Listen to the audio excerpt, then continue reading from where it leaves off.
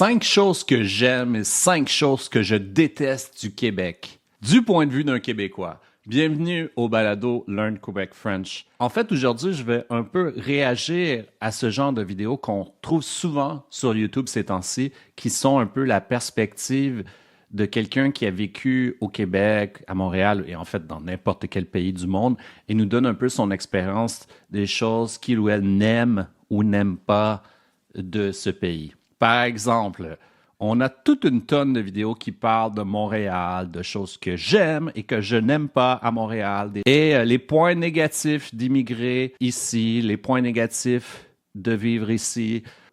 Il y a tout un nouveau genre de vidéos qui sont les raisons pourquoi je suis parti, pourquoi je suis retourné vivre en France ou dans n'importe quel pays après avoir vécu un certain temps au Québec, au Canada. Donc, ce que personne ne vous dit, pourquoi les gens repartent, pourquoi les gens quittent le Canada, pourquoi les immigrants quittent le Canada, pourquoi les gens quittent le Québec. Bref, il y a tout un paquet de raisons que les gens donnent pour avoir choisi de vivre quelque part, les avantages et les désavantages, et aussi parfois les raisons pour lesquelles ils sont retournés dans leur pays d'origine. Je pense que ça peut être intéressant, ça peut être divertissant de regarder des vidéos comme ça, pour se donner une idée, mais le grand danger, c'est que choisir un pays où vivre, c'est pas une décision anodine. Et ça peut pas vraiment se réduire à une série de critères pour et contre. Par exemple, ce qu'on utiliserait pour acheter un téléviseur, un ordinateur ou encore un frigo, on ferait une petite liste des choses qui sont importantes, des avantages et des désavantages de tel modèle, par exemple, sa taille, pour ce qui est d'un téléphone cellulaire, ça pourrait être ce que la caméra peut faire, est-ce que j'ai vraiment besoin d'un écran de telle taille, et ainsi de suite. Donc, on fait une petite liste de ce qui est important quand on choisit d'acheter un appareil et ensuite, on se décide basé sur cette liste de pour et de contre. Mais quand on part vivre ailleurs, on ne peut pas faire le même exercice. Si on se fait une liste très rationnelle de toutes les raisons, des avantages, des désavantages, on peut finir par ne plus savoir quoi faire et aussi oublier les raisons principales ou même parfois la raison principale qui nous pousse à partir. La question principale, à mon avis, qu'on devrait se poser, c'est pourquoi je pars, qu'est-ce que je recherche, c'est quoi ma motivation principale? Parce qu'inévitablement, quand on quitte un pays, on abandonne plein de choses qui sont super importantes. Par exemple, la famille et tous les réseaux qu'on a pris des années à créer, des réseaux d'amitié, aussi une connaissance approfondie du pays. Donc, ce que l'on abandonne est très, très important et très long et très difficile à reconstruire.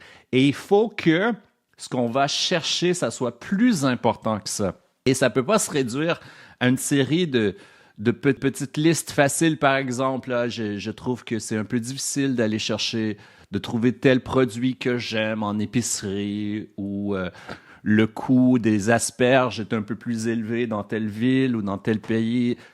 Non, il va falloir oublier ce genre de choses-là et se concentrer sur l'essentiel. Après avoir donné des milliers de leçons de français, je me suis rendu compte que finalement, les motivations qui poussent les gens à partir, qui poussent les gens à s'installer au Québec sont assez simples et assez précises de façon générale. Donc, ça va être souvent, par exemple, la sécurité. J'ai eu plusieurs étudiants brésiliens qui m'ont parlé de ce problème de la sécurité dans leur pays, dans certaines villes du Brésil. Et ils ne se sentaient plus en sécurité dans leur pays. Donc, c'était la motivation principale pour partir, pour s'installer dans un pays sécuritaire. Donc, si on garde en tête cette motivation-là pour offrir à ses enfants une vie stable, une vie sécuritaire, une vie qui a de l'avenir dans un pays démocratique, ça peut nous permettre de mieux évaluer tous les autres petits détails de la vie quotidienne qui, au fond, ne sont pas si importants que ça en comparaison avec cette motivation, cette raison principale qui nous pousse à partir. Je vais vous parler un peu de mon expérience à l'étranger parce que je vous ai dit que j'ai vécu ailleurs. Et je pense que le fait d'avoir eu ces expériences me donne une certaine compréhension de la réalité que vivent les immigrants qui viennent s'installer au Québec. Par exemple, dans le début de la vingtaine, je suis allé vivre en Californie. Et quand je dis que je suis allé vivre en Californie, je suis pas seulement parti en voyage en Californie. En fait, je me suis installé en Californie et j'y ai vécu pendant presque 3 ans aux États-Unis. Donc, ça a été une expérience très formative. Je parlais un peu l'anglais, pas parfaitement bien, et finalement, j'ai eu un choc linguistique assez fort au début, mais je me suis habitué rapidement. Et j'ai appris à composer avec ces différences-là, à comprendre les différences culturelles. Quand on choisit d'aller quelque part à 20 ans, comme je l'ai fait, c'est en général ce qui nous pousse, c'est pas les mêmes raisons que quand on choisit d'aller quelque part à 30 ans ou à 35 ans. C'était pour moi, comme bien des jeunes, la recherche de l'aventure et la quête de nouvelles expériences. Donc, j'avais pas nécessairement décidé si j'allais rester en Californie, mais j'avais l'impression quelque part que j'allais peut-être pas revenir au Québec. Et je suis parti avec tout ce que j'avais, avec toutes mes économies. Et bon, c'est une longue histoire tout ça. Mais bref, à la fin, je suis revenu au Québec par manque de possibilités légales d'habiter aux États-Unis. Ensuite, il y a eu le Costa Rica où j'ai vécu pendant 2 ans, mais pas 2 ans de façon continue. Donc, j'ai passé 4 hivers au Costa Rica, donc environ 6 mois à chaque fois. Et une de ces fois-là, en fait, c'était un déménagement définitif. Je pensais vraiment pouvoir m'installer au Costa Rica. J'ai fait une erreur finalement parce que j'ai un peu mal évalué comment je me sentirais à long terme dans un pays comme le Costa Rica. Et finalement, le Québec me manquait trop, donc je suis revenu vivre ici après avoir voyagé à travers le monde. Donc, une autre longue histoire. Ce qui m'avait poussé, en fait, c'était justement une motivation un peu vague. J'étais très attiré par l'idée de vivre dans un pays chaud, sur le bord de la plage, tout ça. Mais une fois sur place, je me suis rendu compte que la réalité était bien différente, que ma famille me manquait beaucoup, que mes amis me manquaient beaucoup, et que finalement, le Costa Rica, c'était très bien pour quelques mois, comme un peu comme un snowbird qui va l'hiver ou un nomade numérique qui voyage à travers le monde et travaille dans différents endroits. Mais au final, il y a toujours un endroit où revenir, un endroit que l'on peut appeler chez soi. Le Costa Rica, finalement, c'est pas devenu cet endroit-là pour moi. Et je me suis dit, j'étais bien là-bas quand j'y passais quelques mois, mais je me sens pas bien d'en faire ma patrie, d'en faire mon pays d'accueil. Et finalement, en restant au Canada, j'ai vécu à Vancouver pendant 1 an et demi. Et même si Vancouver, c'est au Canada, je me suis senti là-bas comme un peu dans un autre pays parce que, encore une fois, j'étais loin de ma famille, j'étais loin de mes amis. Et surtout à Vancouver, je me suis rendu compte de bien des choses par rapport à ce que j'aimais vraiment du Québec et aussi l'importance pour moi de parler le français et aussi à quel point j'aimais Montréal comparé à d'autres grandes villes canadiennes ou même américaines. Vancouver, c'était beau. Vancouver, c'était des paysages magnifiques. J'ai vraiment aimé le temps que j'ai passé là-bas, mais il manquait quelque chose pour moi. Ce qui manquait, c'était les relations. Ce qui manquait, c'était la culture. Ce qui manquait, c'était cette vie un peu communautaire que l'on ressent dans certains quartiers de Montréal. Et finalement aussi, ce qui me manquait, c'était le Québec. Donc, on pourrait dire que toutes ces expériences ont été des échecs, c'est-à-dire que j'ai essayé d'habiter ailleurs et ça n'a pas fonctionné. Mais en fait, ça a été des expériences de vie et ça m'a fait comprendre bien des choses. Et aujourd'hui, c'est pour ça que je peux vous parler des choses que j'aime et que j'aime pas du Québec, mais pas de mon point de vue à moi maintenant, mais je me mets dans la peau de quelqu'un qui viendrait s'installer ici, évidemment à travers le filtre de mon expérience en tant que Québécois, à travers le filtre d'une personne qui a vécu ici presque toute sa vie. Et vous parlez des choses que j'aime beaucoup du Québec, que je pense que vous allez aimer. Aussi des choses qu'on peut critiquer peut-être. Et finalement, je vais vous parler de choses qui me laissent un peu indifférent, c'est-à-dire des choses qu'on nomme souvent comme étant des aspects négatifs de la vie au Québec, mais qui pour moi sont pas si importantes que ça.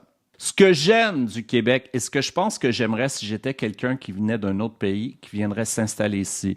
J'adore la culture du Québec et j'adore le fait qu'il y ait une sorte d'effervescence culturelle au Québec. Pas seulement à Montréal, mais un peu partout à travers la province. J'en ai parlé dans une autre vidéo qu'il y a plus de festivals au Québec que dans le reste du Canada. Il y a plein de choses qui se passent pas seulement des artistes qui viennent de l'étranger, mais de la culture locale, du théâtre, du cinéma. Ça se passe au Québec si vous aimez la culture. Et c'est ce qui m'a vraiment manqué à Vancouver. Et c'est ce qui m'aurait probablement manqué si j'avais continué d'habiter aux États-Unis aussi, parce que j'étais dans la ville de San Diego.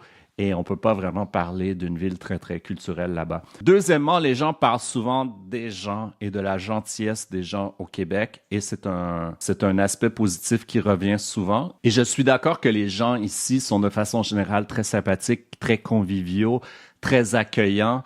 Et j'ai pas retrouvé ça ailleurs. Par exemple, aux États-Unis, il y a une sorte de gentillesse, d'extraversion, mais qui me paraît, à moi, un peu factice, un peu fake, comme on dit en bon québécois. Au Costa Rica, les gens sont très gentils, naturellement, sont reconnus pour être super accueillants, super sympathiques. Ça fait partie de leur culture. Mais je me sentais quand même un peu séparé là-bas, à cause peut-être de la sécurité. Il n'y a pas vraiment cette sensation d'insouciance qu'on peut ressentir à Montréal, où tout est possible et on peut se faire des amis facilement. Troisièmement, la beauté du Québec, la beauté de la province. C'est sûr qu'il y a des endroits magnifiques dans le monde. On peut penser, par exemple, au sud de la France, aux champs de lavande, aux villes fortifiées, aux îles du Pacifique. Il y a tellement d'endroits magnifiques à travers le monde, mais pour moi, le Québec reste quand même proche de mon cœur. Et je trouve qu'on est chanceux ici d'avoir ces grands espaces dont on parle souvent. Ici, j'ai la sensation de pouvoir respirer. J'ai pas la sensation qu'il y a des gens partout, partout, partout, partout. Je peux sortir de la ville et respirer parce que il y a encore de grands espaces, il y a encore des lacs, il y a encore certains parcs nationaux qui sont aussi grands peut-être que certains petits pays d'Europe. Donc, il y a une beauté dans cette province, une beauté sauvage que j'apprécie particulièrement. On n'a pas les montagnes rocheuses, mais pour moi, c'est une beauté plus accessible parce que les montagnes rocheuses, c'est beau à regarder, mais c'est pas, on va pas y aller facilement. Quatrièmement, le français. Bien entendu, c'est un peu difficile de parler du français comme étant super positif, le fait français au Québec, parce que c'est ma langue maternelle et c'est normal que je me sente beaucoup mieux dans un pays francophone que dans un autre pays parce que je peux parler ma langue maternelle. Mais je pense qu'il y a beaucoup de gens qui, quand même, trouvent ça intéressant et trouvent que c'est une différence à chérir le fait que l'on parle français au Québec. C'est le seul endroit en Amérique du Nord où l'on parle français, mais aussi où c'est la langue commune et aussi, même, on pourrait dire où c'est possible de vivre en français. Oui, de plus en plus, l'anglais est souvent requis dans le monde du travail, mais généralement, on peut faire l'ensemble de sa vie en français. Et c'est pas une bataille au quotidien comme ce l'est dans les communautés francophones minoritaires dans le reste du Canada. Ça peut être attirant pour plein de gens de vouloir vivre dans un pays francophone en Amérique du Nord parce que c'est une combinaison intéressante de la langue française, d'un certain héritage français et aussi de l'Amérique du Nord, d'un territoire vaste et immense, de tout ce que l'Amérique du Nord a à offrir. Cinquièmement, je pense que je serais probablement attiré par la sécurité au Québec et dans le reste du Canada, même si ça peut toujours changer avec le temps. On peut dire que dans l'ensemble, le Québec et la ville de Montréal, la ville de Québec sont des endroits sécuritaires, surtout si on les compare à d'autres endroits dans le monde, d'autres pays dans le monde. C'est un endroit où on se sent en sécurité, même à Montréal. Marcher le soir après être sorti, après être allé dans un restaurant. En tout cas, pour l'instant, je sens que c'est quelque chose qu'on peut encore faire et se sentir en sécurité. Et je pense que ce serait quelque chose vraiment que j'irais rechercher ici si je venais d'un pays où la sécurité était un enjeu important.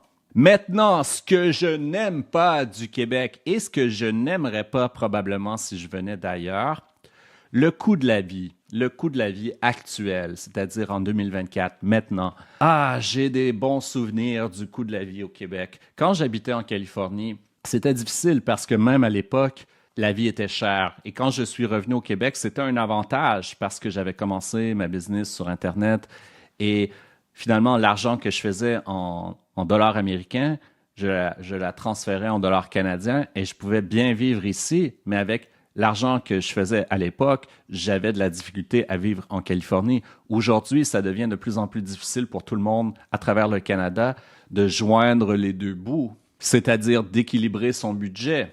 Parce que le coût de la vie a augmenté de façon exponentielle dans les dernières années. Mais ça semble être un phénomène propre aux sociétés occidentales. Donc, j'écoute beaucoup de balados dans plusieurs langues, par exemple du Portugal, de l'Allemagne et de plein de pays.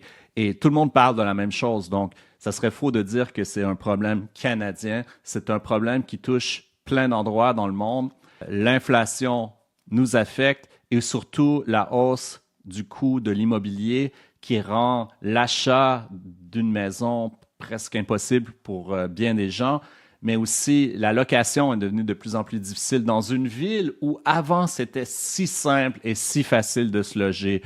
Tu étais un étudiant, tu sortais du cégep de l'université, tu pouvais facilement pour 200, 300 dollars habiter en colocation avec des amis et même avoir ton propre appartement pour 400-500 dollars. Il n'y a pas si longtemps de ça. Et ça a beaucoup changé et ça fait qu'il faut vraiment y penser, avoir assez d'argent pour s'installer ici et prévoir beaucoup d'imprévus. Ce que j'aime pas du Québec, deuxièmement, le Canada. Non, je blague.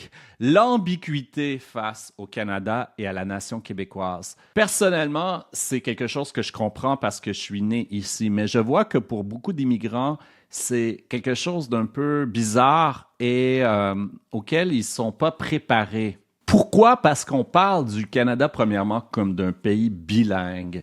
Et dans les faits, le Canada n'est pas un pays bilingue. C'est seulement une sorte de bureaucratie à l'échelle fédérale qui est bilingue. Mais essayez de parler français ailleurs qu'au Québec et vous allez trouver que c'est presque impossible.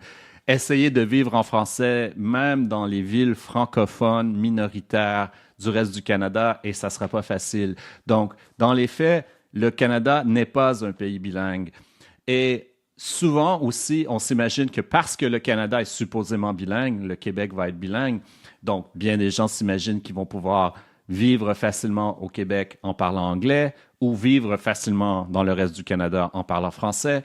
Et ça mène à des problèmes. Souvent, on ne se rend pas compte à quel point, en fait, la maîtrise des deux langues est essentielle au Québec, tandis que dans le reste du Canada, c'est une seule langue. Donc, cette sorte d'ambiguïté où finalement, on est dans une province, c'est pas vraiment un pays, c'est une province qui a voulu être un pays, mais qui n'a pas réussi à être un pays.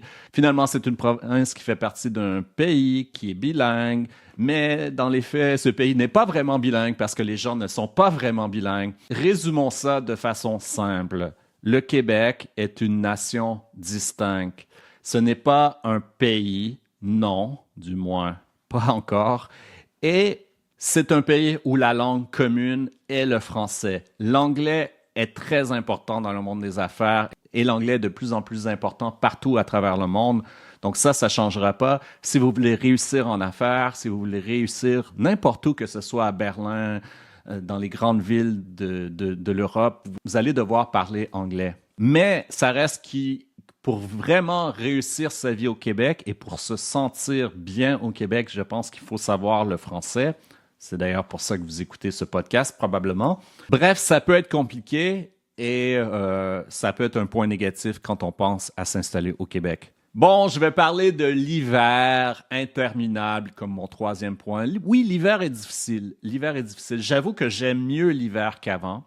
Je trouve que après souvent les grandes chaleurs de l'été, je sens un certain soulagement à l'arrivée de l'automne et j'aime bien une bonne partie de l'hiver.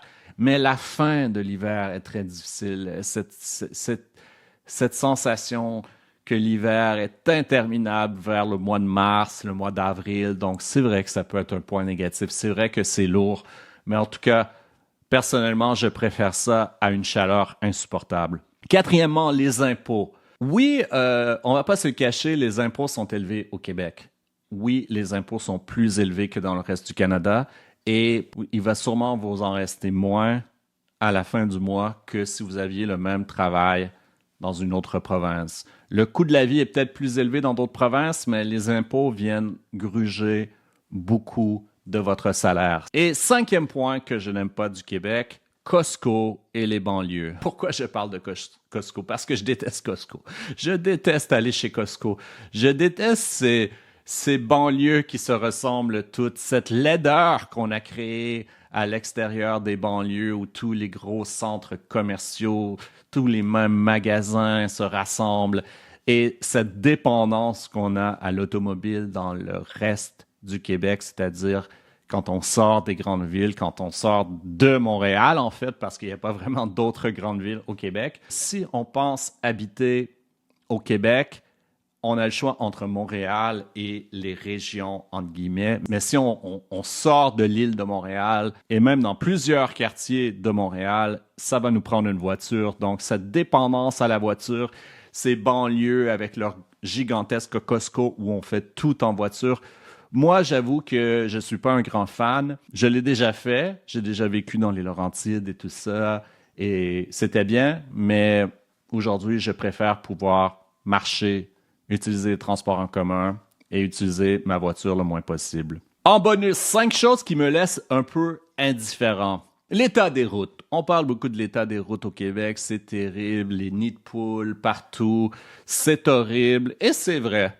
Mais ça va un peu avec ce que je disais tout à l'heure, c'est que j'utilise très peu la voiture, je marche partout, j'utilise les transports en commun, donc ça me laisse un peu indifférent parce que j'admets que c'est un problème, j'aimerais que ce problème soit réglé, mais qu'est-ce que je peux y faire? Je peux rien y faire, donc j'essaie que ça m'affecte pas trop. Et en utilisant le moins possible ma voiture, ça m'affecte pas trop. Même chose pour les travaux et la congestion. Numéro 2, numéro 3, les travaux partout à Montréal, interminables, et la congestion routière, le trafic. Ça va m'affecter de temps en temps, mais j'essaie de rester zen.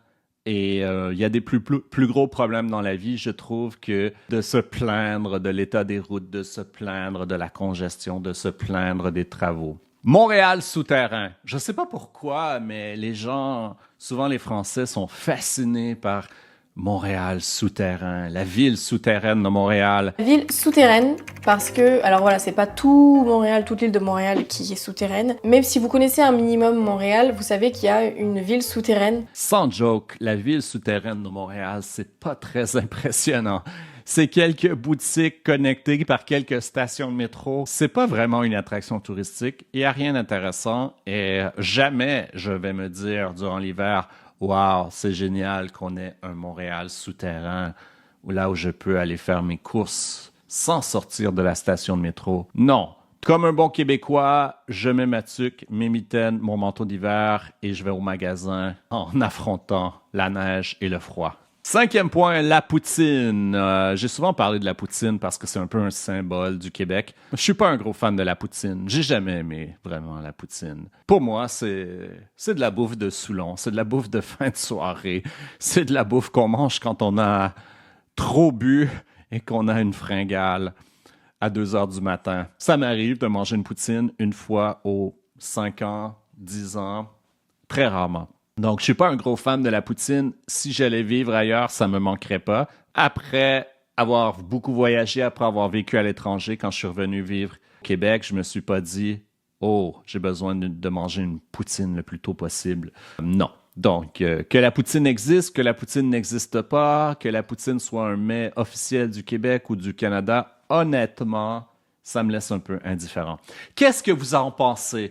Est-ce qu'il y a des choses que vous aimez du Québec, que vous détestez? Quelle serait la chose la plus importante qui pourrait vous pousser à vous installer ici ou même à partir du Québec pour aller vivre ailleurs? Laissez-moi un like, abonnez-vous à la chaîne et surtout, allez voir mon site French with Frederick, www.frenchwithfrederick.com pour vous abonner à ma newsletter gratuite qui, à mon avis, est le meilleur site pour apprendre le français québécois.